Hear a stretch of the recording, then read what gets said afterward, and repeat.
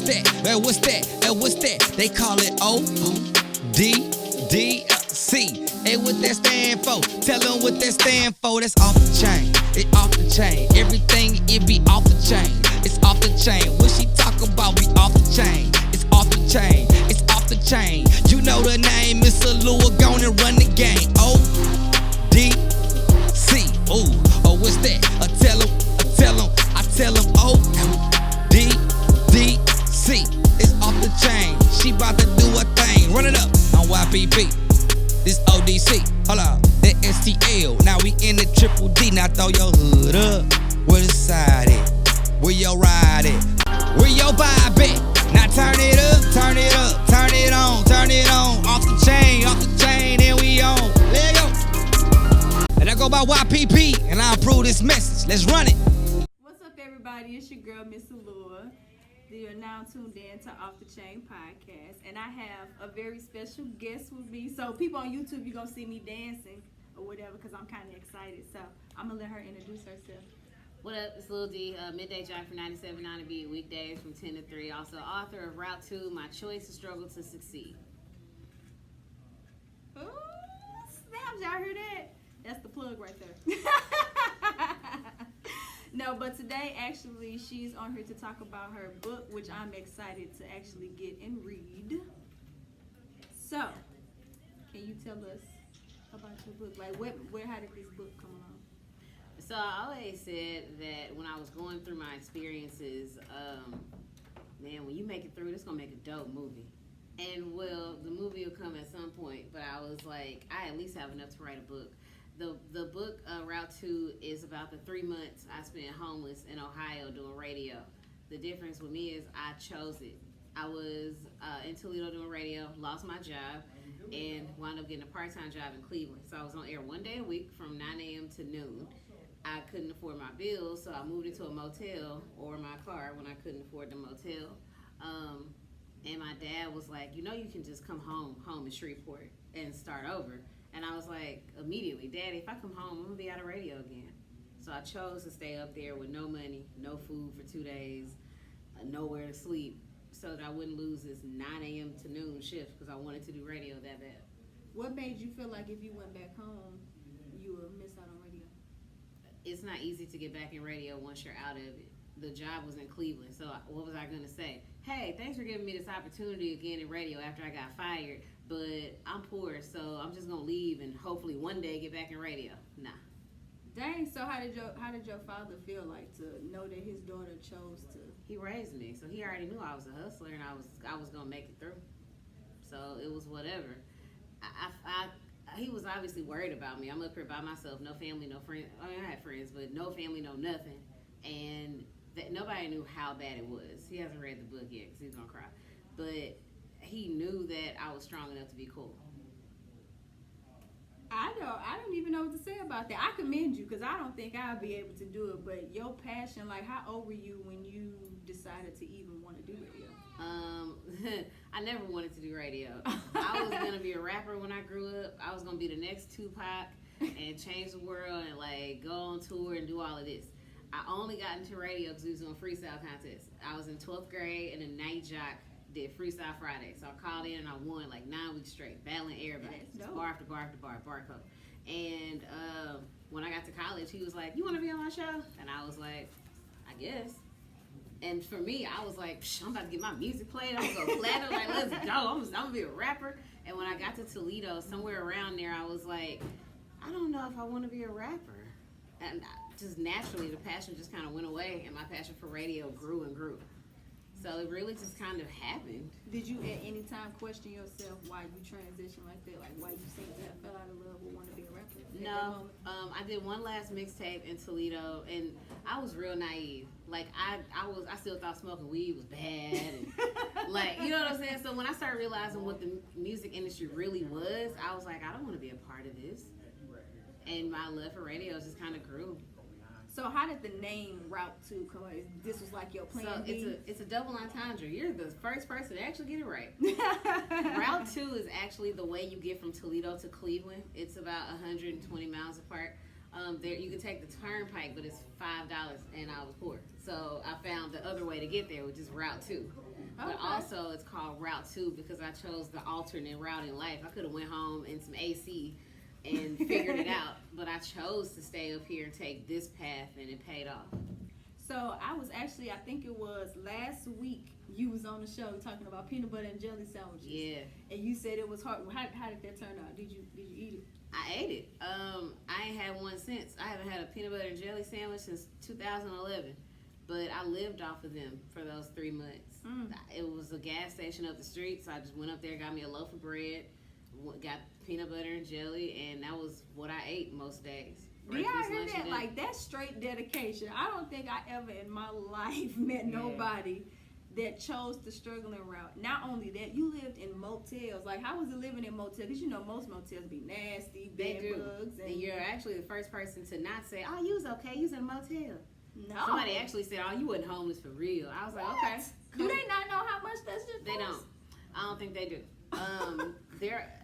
There are levels. That's why I wore the shirt. Homeless have faces. I didn't even see that. People seem to think that when you're homeless, you're a crackhead with the shopping cart, and that's it. That's not true. Like, that motel was $168.19 every week. The AC half worked, and it was the summer. The refrigerator halfway worked, so my water was always room temperature, regardless of how cold I put the setting on. I lived next door to some drug addicts. I don't know what their drug was, but they injected it. It was prostitutes outside. It was across the street from a truck stop. So in other words, that was basically like an unsafe environment. Yeah, it was nasty. It wasn't safe at all. I'm talking like come outside and see needles. Like, I'm from the hood, but this is different. It's a whole other kind of situation. So it wasn't safe, and I'm paying all this money to live here. You be up in the middle of the night because it's so quiet and you just scared because you're like, man. I commend you on that because, like I said, I don't think I ever met anybody whose passion is as strong as yours to even want to do what you want to do because you sacrifice so much. I don't think I would have been able to do it. It's a lot. Everybody, I'm saying that now, but I've never been in that situation, so I can't really say I wouldn't have done it. But it's just like being where I'm at now. I'm just like, I don't think I would have been able. And I don't judge nobody because it wasn't easy at all. Like, so how did you go to laundromats to wash clothes? Like, did you ever have like hand wash clothes? Like, I would drive to the laundromat maybe every 3 weeks or once a month when I could afford it. It was one maybe 20-25 minutes from the motel, and I would just wash everything. And where was you said this was in Shreveport, Ohio? This is in Ohio. It was in Toledo. So I lost my radio job in Toledo, and I was part-time in Cleveland. The only reason I didn't move to Cleveland, well, one, I couldn't afford it, but two, I was working for Frito-Lay in Toledo, so I was there during the week, and that's what paid the motel bill. Back to what you said about, I like your shirt, because I didn't even see that, but people don't realize that, though. People do think when you're homeless, you got to be dirty out in the street. No, like your coworker could be homeless right now. Exactly. True. Like, if you don't have a stable living environment, you're technically homeless. Yeah, if you couch surfing, because that's a cool way to put it in 2019, you homeless. Exactly. So I kind of hate that stigma, too, that people put on folks, or better yet, they see that you're Lil Dee now, so it's like now people probably, I never knew that, and I've been listening to you for a minute now. I've been in Texas for 3 years, so I never knew that. So when I seen your book, I honestly didn't know what to think, because I'm like, let me see if this is about her. When I read that, I said, what? I was like, I just looking at you, like you said, because it don't really have a face, so it's kind of like, I never would have thought that, ever. I never would have thought. That's why I wanted to write it. I was just going to say, so like, when you decided to take that route, like, I was listening to you, I think it was last week you talked about it. I think it was something, was it your mom or something, that said, I bet you won't make it. Yeah, I bet you won't make it. Now that I'm older, that hurt my feelings when I heard you say that. Girl, hurt mine. I'm sure. It was literally the night before I moved to Toledo for my first salary full-time job, and that's what you tell me. Now that I'm older, I'm able to understand. I tell people sometimes you have to look at your parents like humans and not like your parents. And now that I'm older, I get it. She never left. She never pursued her dreams ever in life, period. Like, actually, she moved 2 miles from her mom's house. And that's where she been for 50, 60 years.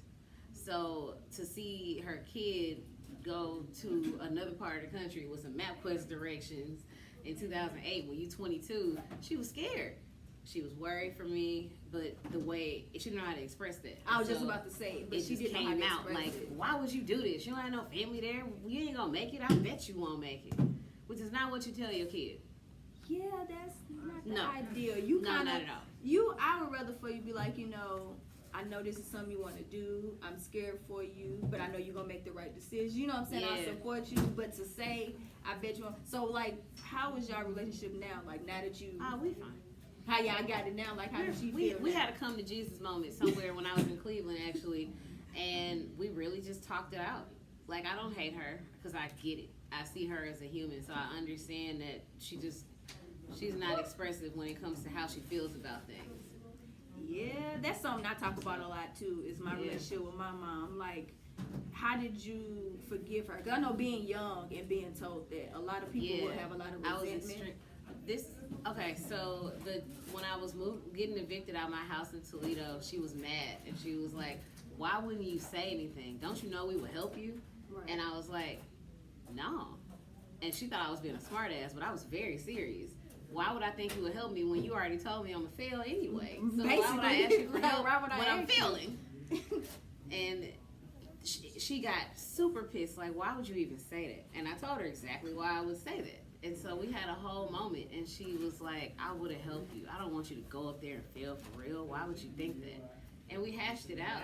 Like, I don't hate her. That's something I'm trying to learn to do with my mom. So I don't know.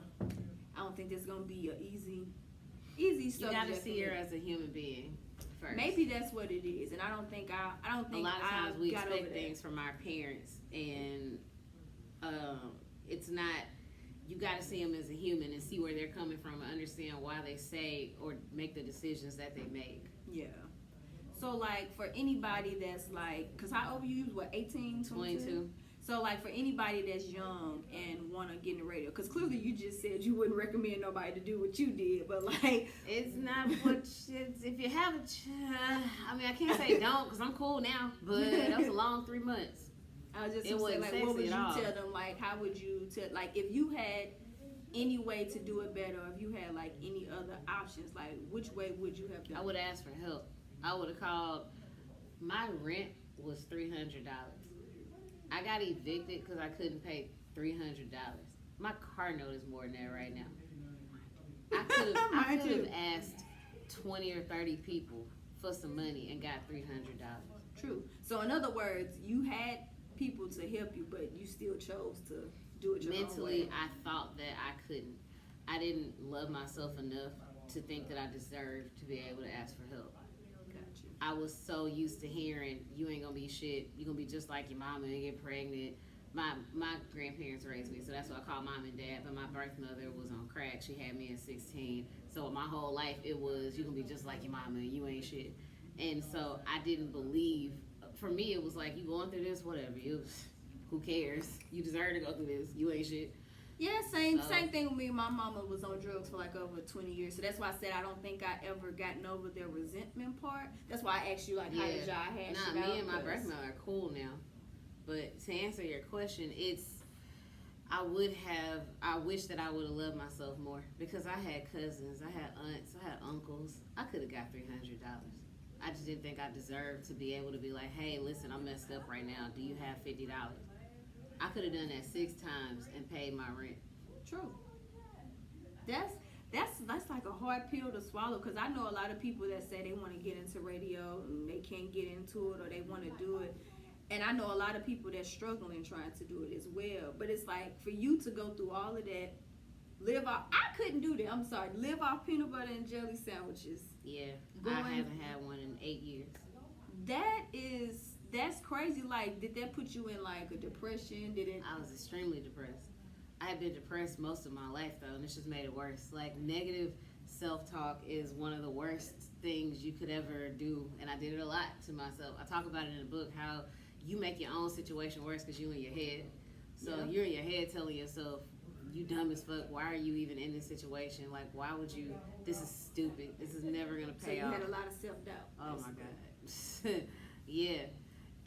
People nowadays who want to get into radio, they'll say, I want to do radio because I love music and I think I can talk, and that's cool. And I'll be like, where your air check at? What's that? Oh, okay.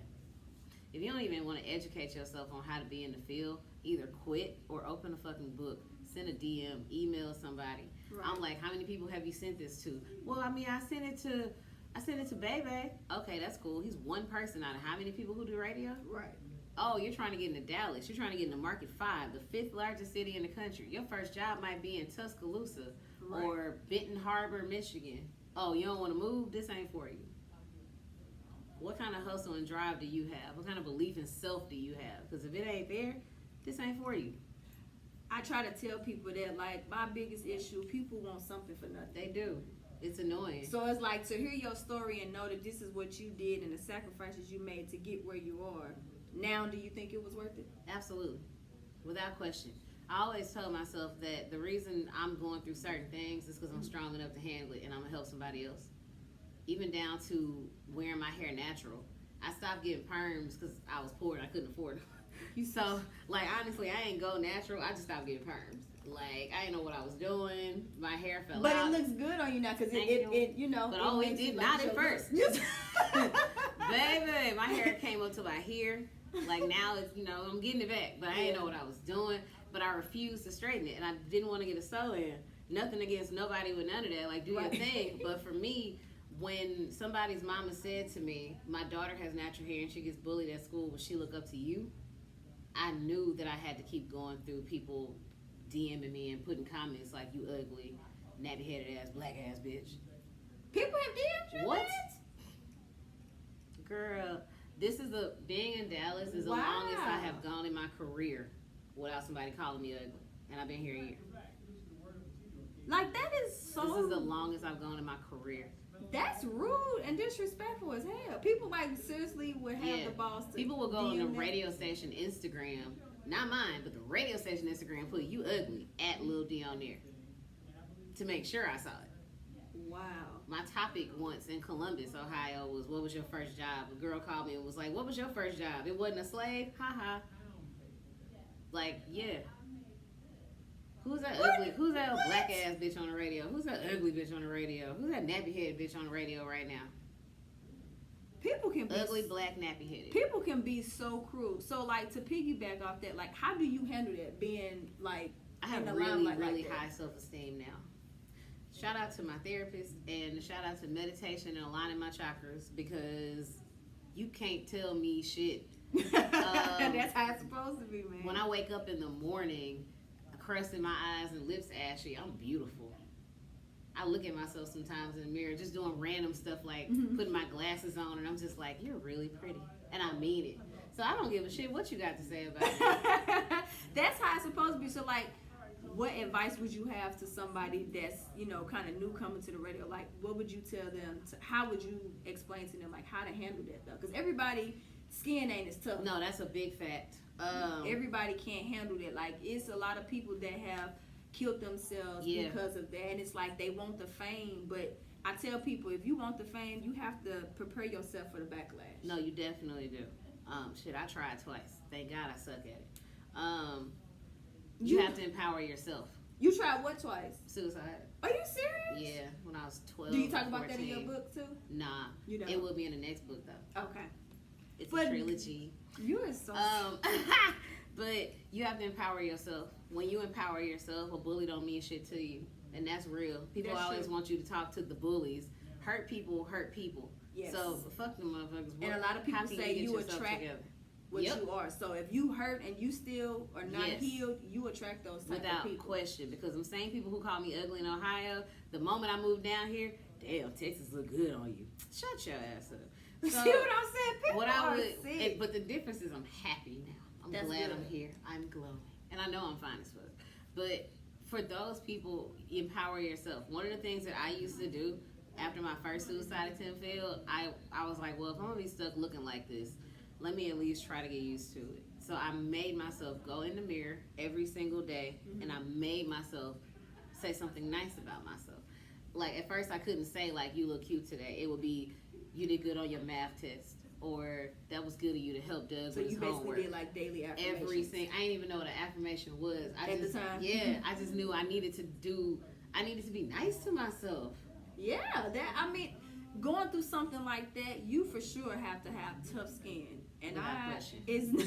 it's not a doubt that you had it, because for some peanut butter and jelly sandwich, I would have got tired of eating that probably the second day. Girl, the first day I was tired of it. I had one for breakfast, one for lunch, and 2 for dinner. That's 4, 6, 8. That's a lot of slices of bread. So like, how did I see, like on your book cover, if y'all can see this on the back, she got like some shoes right here. I still got them shoes, by the way. I was just gonna ask. They in my closet right now. So what were those shoes? Are those shoes like you wore to interviews, or like what do those shoes symbolize? Really, I wore them for the photo shoot for the book, and they were just some badass shoes. And it was so random. The shoes was just sitting there, and I was like, "Hey, them shoes look bomb. Put them by the mug, and then put them in the. Oh, that's gonna. Wow, take the picture. I'm telling you, that's gonna be it. It literally has no meaning whatsoever. They were just some bad shoes. She said they was just some bad shoes. Yes, like I promised. This sign, is that something that you actually used to hold up, or that's just for your cover? Funny story. I have another sign that said, "We'll work your airwaves for a fee." Mm-hmm. I did this mock homeless photo shoot when I was unemployed in Toledo, when I was trying to get a job, and I wound up homeless a month later. What? So that sign is kind of like my manifestation of the first sign. Girl, like, promise. I had a camouflage jacket and like this camo hat. I was standing on the side of the road. Did you upload a picture like that on? Yeah. Okay, I seen that picture. We did a video shoot in Toledo, and I was like standing on the corner, supposed to be like begging for change, whatever. I had like a little cup and everything. And dude pulls up and he's like, "What you do?" Was this the cup too? Yes. Dude's like, "What you do?" And then it like cuts to my air check. And I was like, "Yeah, man, I'm gonna play a bum." Because I had the same thing about homeless people at the time too. And then a month later, I was homeless. It's almost one of those you speak stuff into existence. Bruh, you're type telling thing. me. And I wish I wouldn't have. Yeah, I feel you. That I know. Was that what went through your mind? Like, girl, yes. I'm like, bro, I was just pretending to be homeless. Right, like I'm not trying to be real life homeless. I'm like, this is wet. So what was the first like radio station you worked for? Shreveport, Louisiana, 99.7 KMJJ, the big station. She loved that station. Look at Man, started my whole career. I used to listen to it growing up. But the freestyle contest, the night jock there, his name was J Tech. He asked me to be on his show my second semester of college. And I was his co-host. I wasn't getting paid like at all. I didn't know what I was doing either. It was horrible. Oh my God, my first day was so bad. Was it bad because you think it was bad? No, it was bad. Or He'll tell you it was awful. What did you do? He thought I was gonna come in there and be charismatic, because when I rap, I had all the personality in the world, but that's it. So he's like, "All right, here goes some headphones. You're gonna talk in that mic." That's all he told me. And so at first he's like, "Yeah, so you know, radio, you want to amplify your voice." Oh, hold on a second. The big station, 99.7 KMJJ, Shreveport hip hop and R&B leader. Y'all see how she just turned that on though? Lil Dee was popping, and I was like, "I'm chilling." For 4 hours. I don't think I said more than "I'm chilling." Wait, it's not funny. It was so bad.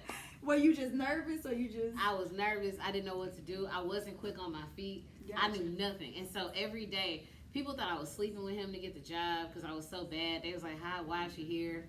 And I even asked him, "Why did you ask me to do this? I'm not good at this." And he was like, "I see something in you don't see in yourself yet." And it was one day he was getting on me. He would be like, "Lil Dee, how was your day?" Oh, it was nobody cares, your mic's off. And he just be fucking with me on the show every day. And finally, he said, I don't even remember what he said to me, but finally one day I was like, "Well, you need to something with your fat ass." And Lil Dee was born. I was just about to ask you, how did Lil Dee come about? Is there like a nickname? I've been Lil Dee since I was 12. There's not a D in my first, middle, or last name. It's an acronym though. So the LIL stands for life, intelligence, and love. 3 things that I keep with me. The D stands for my cousin Doug, my cousin Damien, my friend Doug, and my aunt Danetta. They died, and that's how I keep them with me. That's dope. Thank you. I never would have thought that. I honestly always thought your name maybe was like Danielle. I usually tell people my name was Darren, and they believe me because they're dumb. Wait a minute. You telling your name? I tell them my name Darren, Derek, Dorian. I mean, just any name that sounds like a boy. But not one time nobody would look at you and be like, "Girl, stop playing." No, they'd be like, "Oh, okay, that's what's up. All right, Darren." I would look at you and be like, "Girl, you know damn well that's not you." People are dumb. Like, I'll tell them my name is Derek, and they'd be like, "Oh, okay, good." Are you serious? Wait, I'm laughing because people legit would think that though. People are dumb. People are super stupid. That's some dumb stuff. I'm sorry. I'm goofy, but that's funny as hell. Because if you told me that, I'd be like, damn well your name's not Derek. And then I would tell you the truth. But if they go, oh, okay, that's what's up, I'd be like, yeah. All right, What is your real name? Or do anybody even know your real name? Nope. Look, so I guess y'all not gonna learn today. Call me D. My mama know it. That is funny. You probably like the second person I've ever met that legit won't tell nobody their first name. When You people only know their your nickname. government name, they try to act like they know the real you. And so Oh, you'll be yeah. at a concert or somewhere and they'll just call it out. Hey, Danielle. Yeah, that's my friend for real. Not just a You're right, I don't know nothing you, about sir. you. People who I went to middle school with will come on my Facebook page and be like, oh man, you the same old Danielle from middle school. And I'm like, delete. I ain't talked to you since the 8th grade. We not friends. I didn't even like you then. Yeah, I'm the same way. I feel like if I haven't talked to you since high school, if you didn't like me in high school, like, don't try to even come and be like, oh, I'm so proud of you. Like, girl, I don't even know you no more. I don't like when people say they're proud of you and they don't know you. Say you happy for me. But if you wasn't there for the struggle, how can you be proud? You missed it all. You the first person I had that, so you don't like when people say that, though? Like, I mean, I don't be like, want to fight you. But it's weird to me because if you weren't there for it, how do you know that you're, like, proud? That's understandable, so you just prefer to say I'm happy for you. Yeah, like, how you proud? You didn't know me. You wasn't here for it. You don't know what I overcame. They wasn't with you while you was shooting in the gym. At all. It's very strange. So, like, how long did it take you to write the book? Like, how, like, when About did a you... year. It was about a year? Really? I finished it in December, and I started it January or February in Ohio before I got here. Why do you think it took? Did it take long? Because you wanted it to be written a certain way, or you just was trying to figure out what you wanted in the book? So I didn't write on it every day, and when I moved here, it got harder to write it. Ohio, Columbus I wasn't happy there at all, so it was easy to write about being unhappy because I was miserable. When I moved here, I was so happy and I loved my new job and it was the bomb, but I had to mentally go back to that place. And that was really, really, really tough. That's what I was just about to ask you. Was that tough to even sit there and have to go back to that space and remember? I shed tears writing that book. I'm on the computer crying, writing this chapter, having to really go back to this place and be descriptive. It was tough, but I'm glad I got it out. Yeah, I know. I can't wait to read it. But look, y'all, she even got the little bookmark, though. Like, this is like... 6'5" with them heels on. I didn't even show her the same heel. Mm-hmm. This is cute. Y'all see this? Her little bookmark. I like that. Like, so when you did all of that, like, did you self-publish? And I'm asking these questions because I got writer's block. I've been wanting to write a book. Yeah, I know. I was typing up some stuff, and I was going to write me a book about, like, how to get over depression without medication, because I battled with depression last year. That's why I asked you, did it put you in a depressed mode? Because I'm just like, if I had to do some stuff like that, I would be No, it was tough. mad depressed. Like, and I went through depression last year, but I'm happy that I got over it. And I go to counseling every Thursday, honey. Shout out to my therapist. Every Wednesday. Yes, Thursday at 10 in the morning, 9 in the morning, therapy. honey. Like, I Everybody go needs a religiously. therapist. Seriously, so in other words, it's safe to say that you're all for therapy. Because I asked everybody that. People are against therapy. Like, were you against They think therapy you're before crazy. you did it? Only thing I thought was that I couldn't afford it. But my aunt has 2 therapy practices in Atlanta, and I was like, what do you think about me taking out a loan to go to therapy? And she was like, you don't need to do that. You can find one that works on a sliding scale fee. Yeah, I didn't even know what mine's that is free. meant. Yeah, I didn't even know what that meant. But she was like, find one that'll go based on your income and da-da-da. And I'm like, oh my God, you're so smart.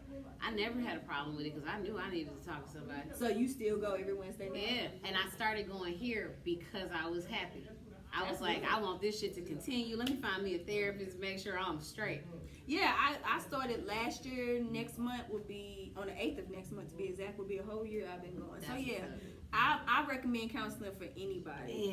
Anybody. I call writer's block. And like you said, it is hard to talk about certain things when you're writing it because you have to get back in that mindset. Yeah. And it's like you don't want to. Yeah. You not at all. So, like, that's why I was asking did you ever catch writer's block or did you just... With this, no, because one of my homegirls wrote a book and she told me to write out what you want each chapter to be about. So I already had like little notes and sentences. Okay, don't leave this part out and don't forget that happened here. So I already knew how each chapter would be structured. And once you start typing, it just comes out. That's true. So, like, how did you come up with, like, your chapter titles? That actually happened at the last second. Really? Yeah. I named each chapter after a different song that describes what was going on in that chapter. Hey, that's dope. At first, they was just called Chapter 1, Chapter 2, Chapter 3. Right. And when I was getting ready for the book documentary viewing, I was like, I'm going to put together a playlist on Apple Music to describe my situation. Oh, what was Chapter 1 about? And I was like, yo, you should just, like, name those the chapters. I probably would have never thought that. Random. No, random, but out. I was just gonna say it worked out because the fact that your book is about your struggle and you in radio, it kind of, you know, it goes together. I'm a genius. I was like, that came out of girl out of nowhere. No, for real. I'm looking at you like that was smart. Like it makes sense because your book is still wrapped around music. It's still the whole thing. Like that is awesome. Have you? Your mom and them, you haven't let them read like a script? No, my mom would keep begging for it, and I'm like, I'm gonna give it to you, but you better read it all at one time, or you're gonna be mad.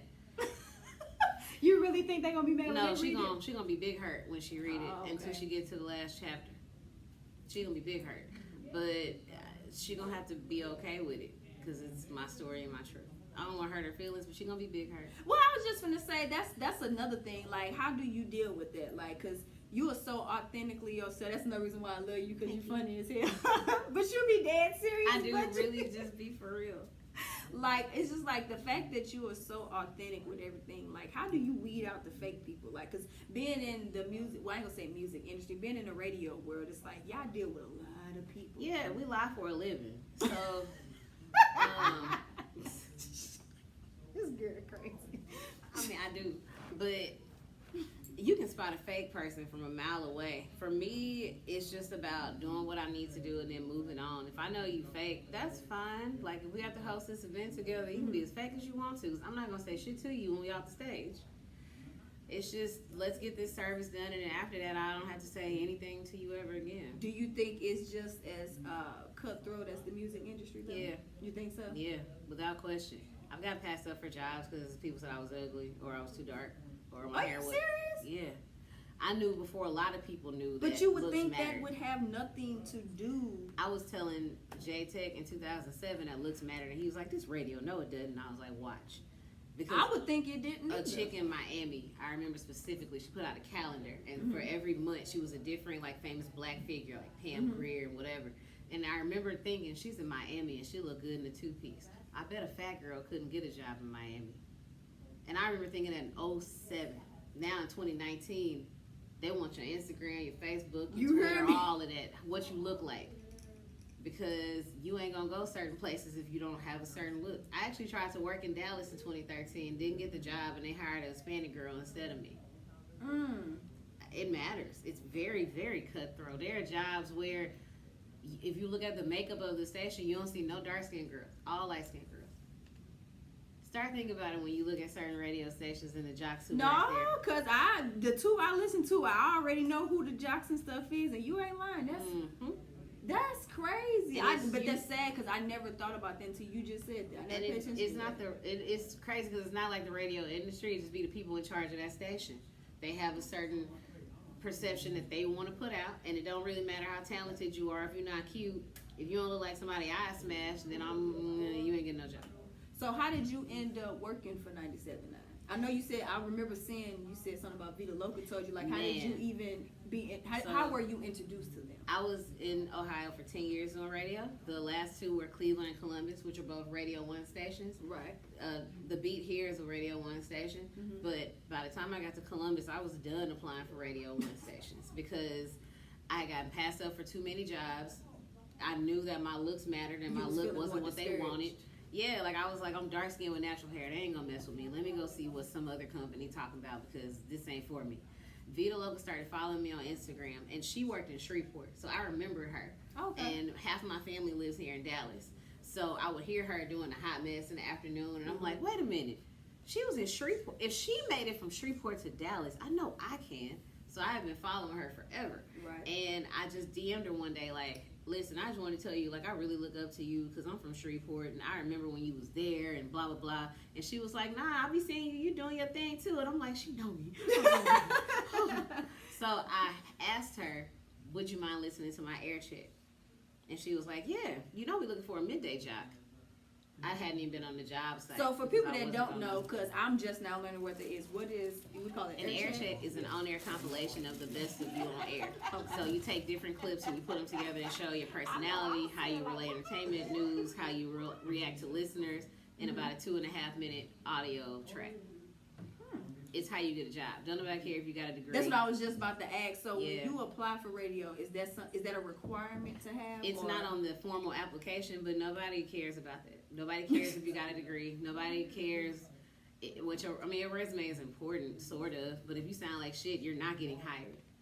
Your air check is how you get the job. So when Vita told me they was looking, I'm like, I hadn't even been on the job board to look and see. Got you.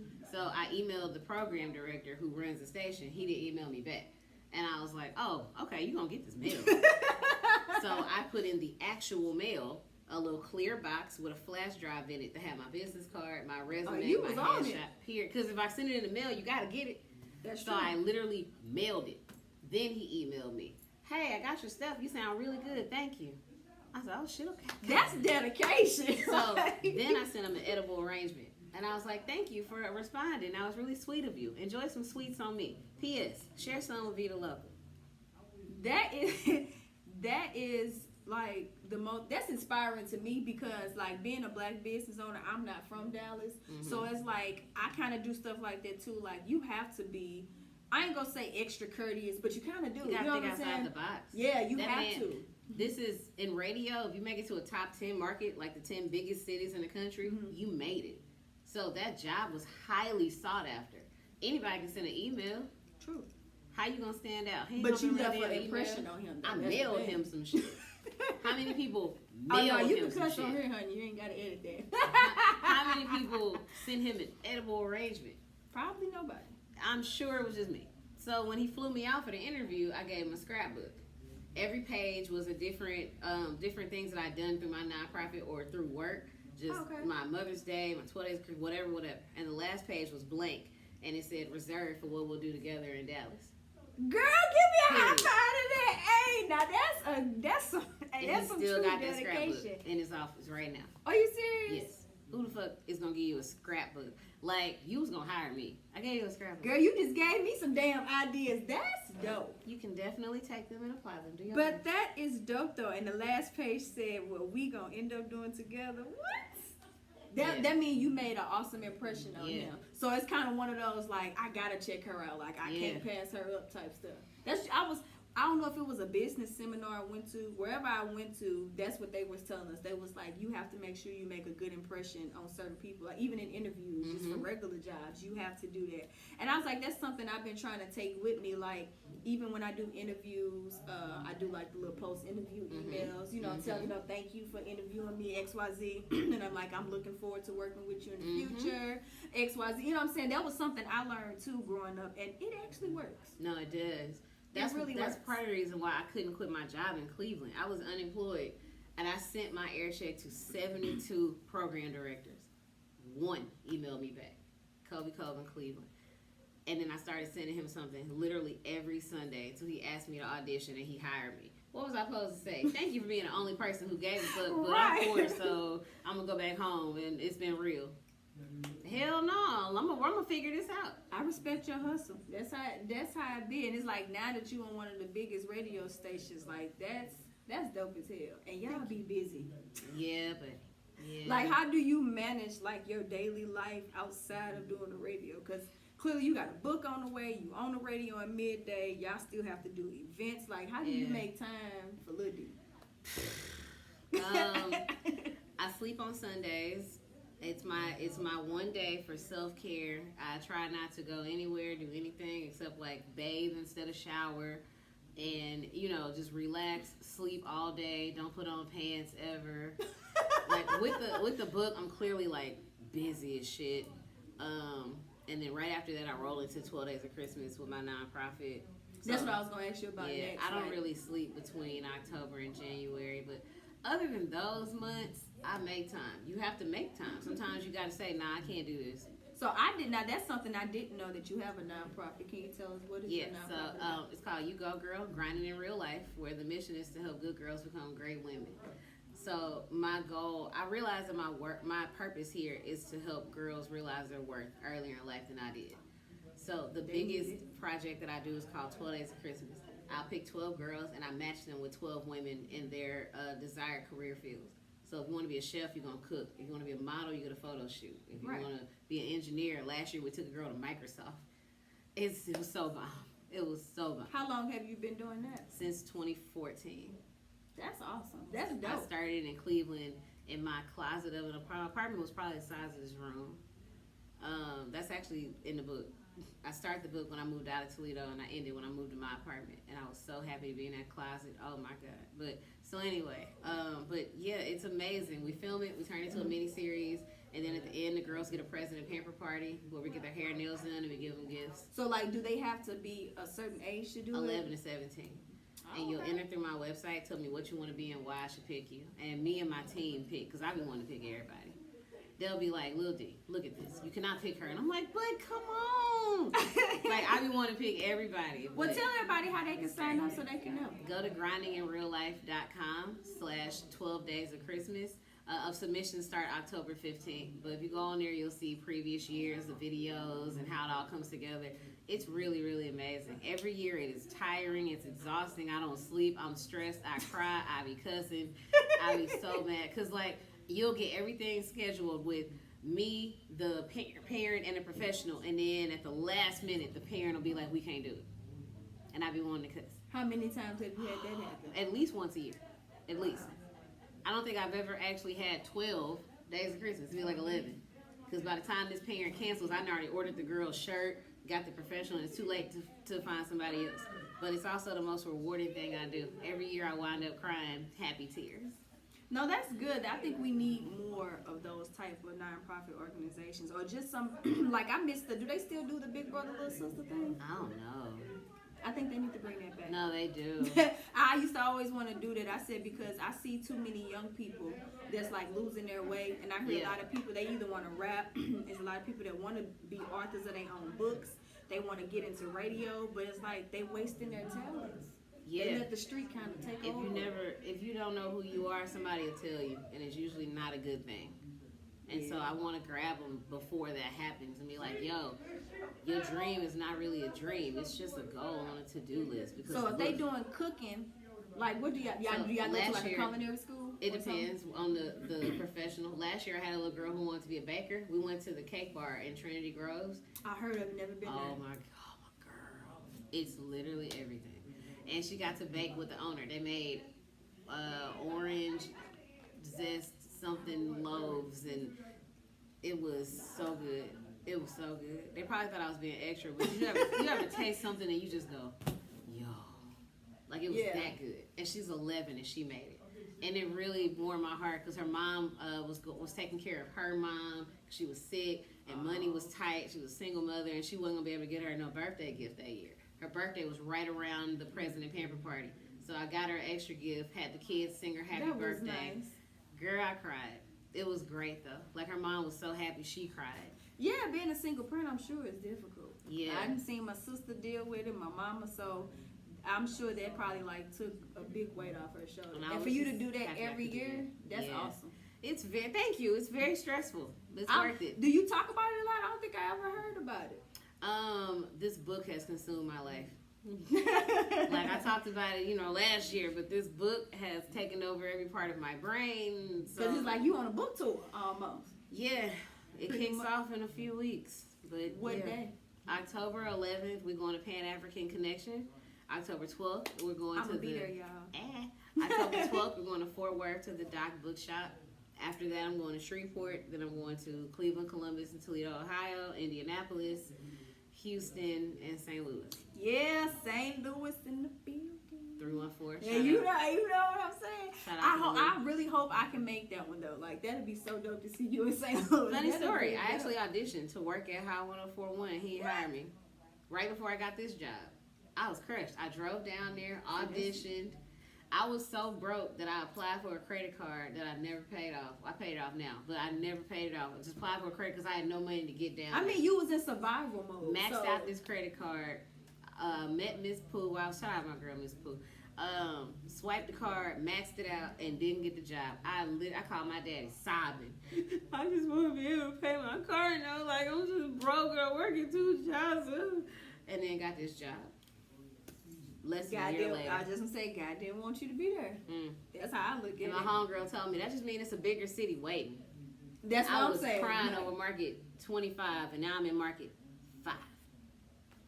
That's dope. Yeah. So, like, do you ever want to, like, be the midday show? Like, is that where you want to be stuck at? Or no, I'm going to be on a syndicated morning show before it's all said and done. This is a huge stepping stone because Tom Joyner and D.L. Hughley are downstairs. I know. And, you know, as much as I come up to that damn station, I ain't never know that. I had a whole attitude when I came up in there. And I don't think they advertise it because they don't want people waiting outside. Yeah, I wouldn't wait outside, but it's just amazing to be in that building of greatness, though. Like I see Tom Joyner in the elevator type shit. Girl, like, I'd probably be just staring at him and just be like, hi. No, I did the first time. I definitely did. And I'm normally not starstruck because I have a lot of friends that do radio. Yeah. So it's like I play it cool. I may be screaming in the inside, but if I saw Tom Joyner, like he's a straight legend, I would have just been like. He was coming from getting breakfast. I'm getting on the elevator. And I'm like, oh, good morning. Right, like you're Tom Joyner. And he's like, last time I checked, yeah. And that's some stuff he would say. Like I can hear him. I'm like, oh my God, like I work upstairs and I'm on for real. And I'm just stuttering and he's like, what's your name? I was like, oh, sorry. Damn, what's my name? I'm Lil Dee. And he's like, oh, I've heard you on before. You sound good. Girl, I almost peed. Like, oh my God. Like, that would be awesome. And I hate that he's retired. I guess he said he got to stop it sometime. Yeah, I mean, he made his millions. Yeah, but Ricky Smiley is coming. So that's going to be bomb. Ricky's going to do really well on Urban AC. Is he? When I listen to that man, I met him last year, the year before last, at his book signing. Oh, that's another question I have. Are you gonna be doing book signing? Because I need an autograph. Yes, that's the book tour. Yeah, I gotta give me an autograph. October 11th, Pan African Connection, 5 to 7 p.m. I'll be signing books for sure. Hey, you know what I'm saying? Y'all make sure y'all come out though, because it's not easy for us black folks to support one another. And it's sad. Like, that's really sad that we can't even support one another. This is major. Like, I'm gonna be glad when I get the courage to finish mine. Please do.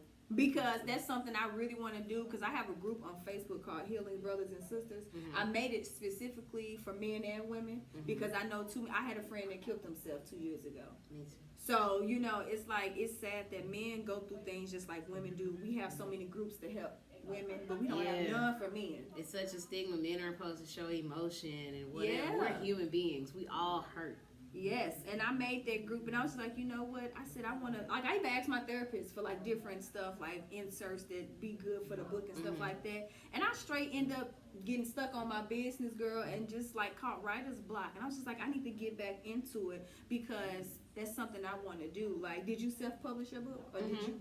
It's on my website, just grindinginreallife.com/book. But it's also on Amazon. That's what I was going to ask. The ebook will be on Kindle, so you can get it on Amazon or my website. I have the files for the iBook too. Just still Googling, trying to figure out how to upload it. But it'll be done before the 10th because I got an iPhone. So in other words, the book is not going to be available for purchase until October 10th. You can pre-order that, hold on. She said this so quick. Feel free to pre-order that, hoe. Well, unfortunately, she has to go and entertain y'all folks on the radio. You know, so. But before we leave, though, I actually play this game with everybody. Have you ever played For the Culture? What? Oh, boy. OMG, why don't people know what For the Culture is? I feel like somebody told me to download it, and I did, and then I deleted it because I had It's space almost on my phone. like a, what can I say? It's almost like Heads Up. Almost like a Black Charades, I guess you can say. Okay. I'm actually fairly positive I had it and I deleted it because I ain't had no space on my phone. Yeah, and so basically what it is, I'm going to show you.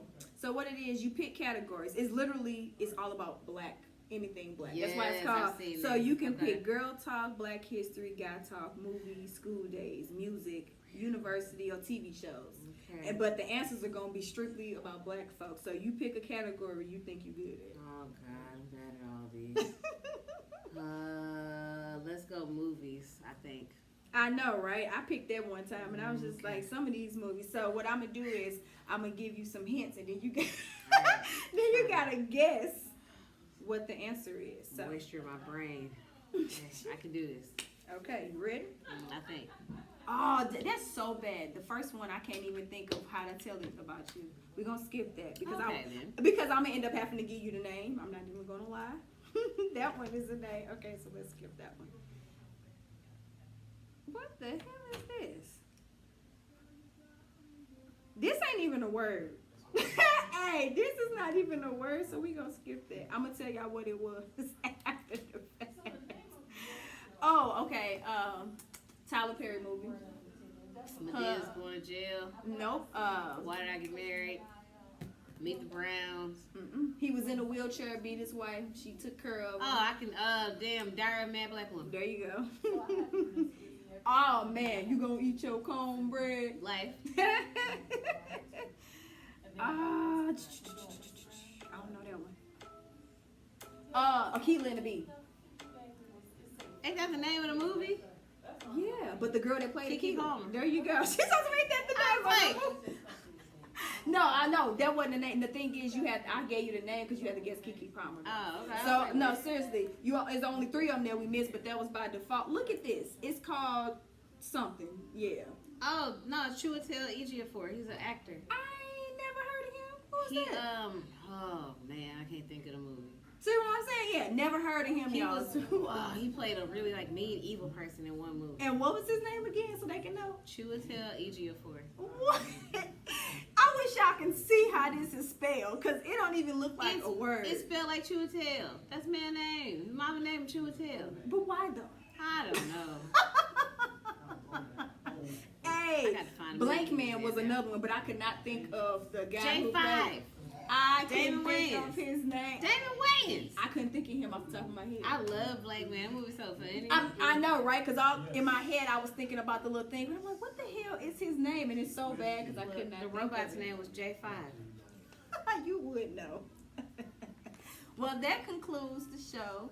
Thank you again, ma'am. For sure. I appreciate it. I'm excited. Y'all don't understand because I was nervous about this stuff. I'm real regular. I just got a cool job.